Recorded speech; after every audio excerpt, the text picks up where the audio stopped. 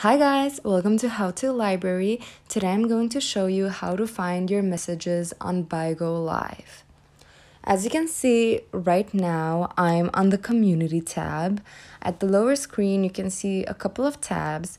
One is home, another one is for explore, the one in the middle is for you to go live, and the one next to it, community, this is for to catch up with the community, and the one on the right corner, on the bottom right corner, me. So for today's video, we're gonna need the me one. We're gonna click on that.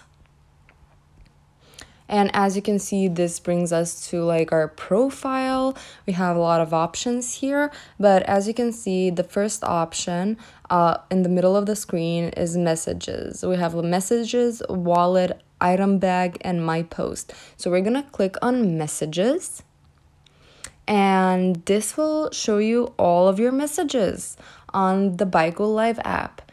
Thank you guys for watching. Do click the like button. This video helped you, and subscribe to our channel for more helpful videos. Bye guys.